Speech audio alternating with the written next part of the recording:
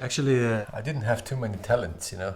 I was quite good in drawing and I was quite good in tinkering and repairing stuff. So one day I came across this school where they did these drawings and they did model building.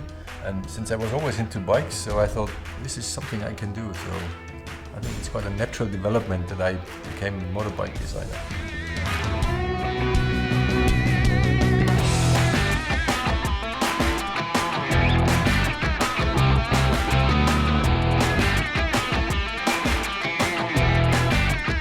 I always draw. I mean, if you look at my old school books, they're all full with sketches and doodles. And it's not even conscious. It's kind of a flow, it just happens.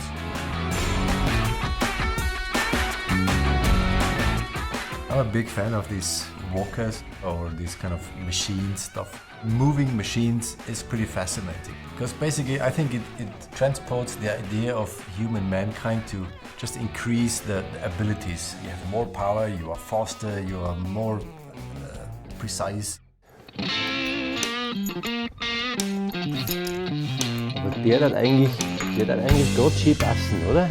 When I was young in my family, if something was defect, we didn't call a craftsman or something. We always tried to fix it ourselves. I mean, at the end of the day, we ruined lots of parts, like the iron of my mom or something like this, the washing machine. But we learned quite a lot. My first bike I had at the age of 17, and of course it was an old bike, so yeah, you have to fix it. I mean, the piston was always kaput, and along with riding bikes, you learn fixing bikes. When I was young, I had to sell a bike to get a bigger bike, but it was always like giving away a child, more or less. So I told myself, whenever I can afford it, I don't want to give away any more of my bikes. So this is why I ended up with 16 bikes now. The K1200R came at a time where BMW motorbike was already consolidated, I could say. So I did a pretty provocative design. To my big surprise, this design was even chosen. It was a design which was not really reasonable just by technology, quality, precision, but also by emotion. And that was pretty new and very different from the designs before.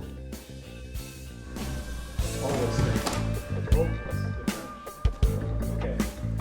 The deadline for this is Friday. Motorbike design is a combination of art and craftsmanship. But I would say it's more of craftsmanship than art. Thanks. I think you have to have a big understanding of how a motorbike works, what is underneath an engine cover, what is behind this fairing thing. It's a pretty complicated, complex thing. Cool and loud. Loud. You define a bike first by the proportion. If the proportion is not correct, you can forget the rest. Then you have to find the right gesture, the right design, the right formal language, and then you have to make the details. And the details are again defined by the segment you're in. Are you off-road talking, or are you race bike talking, or are you cruiser talking, whatever. Cool. I mean, proportion, everything is perfect, I would say. It's difficult to say how a good design is defined. I would say the good design is when you have a perfect combination of technology and the aesthetics. And also the brake line. For us, a bike is not finished as long as the rider is not on the bike. If you sit like this on a bike with a handlebar like that, it's kind of a bit, okay, non-active. While you just bend the handlebar a little bit out, you sit very different. It becomes a very different gesture. It's like active, aggressive almost. And of course it transports your image and your feeling and your mindset to the outside. A motorbike is the biggest accessory you can wear.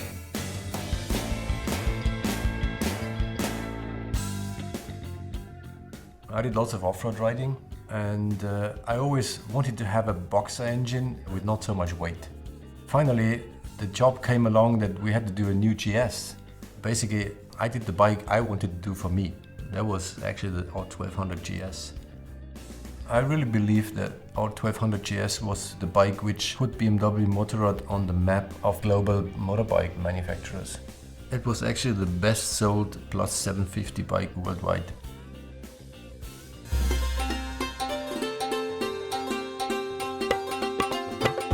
Yeah, I was out in India for 3 years The decision to do this was a very personal one. I mean, I kind of saw myself on this railroad track, and you know exactly what you're doing until retirement. And I was a bit scared about this, so I thought I want to do something else for a certain time. So I worked in Bajaj Auto Limited, which is a very well-known company in India. They build 5 million bikes per year. I was Vice President R&D Product Design. Every day you see something really exciting, something really cool. It was a big adventure somehow to me.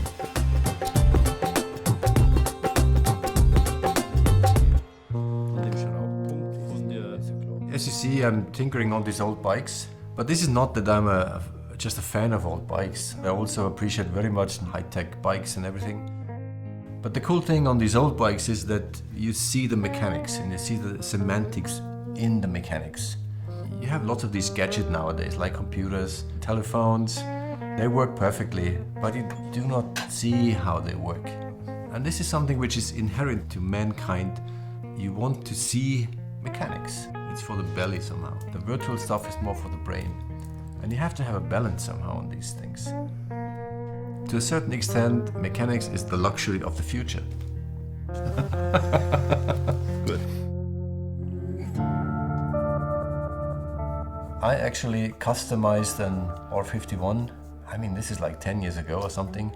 And we drove up at work and we showed it and everybody loved the bike. And we said, we have to do something like this with a new concept. And then we did this show bike, this custom concept. It took a while, but we achieved it finally on the R9T. I mean, everybody loves this bike, yeah? This is so nice to see. And you don't even have to explain anything anymore. Our claim, like precision and emotion, this is kind of self-explaining on the bike, which is, I think, also a milestone in the company's history. I think in 10 years we will look back and say, man, this is a real cool bike we did. When you go home after like an 8 or 10 hour day and you do the same stuff what you do at work, it's probably a dream job, yeah.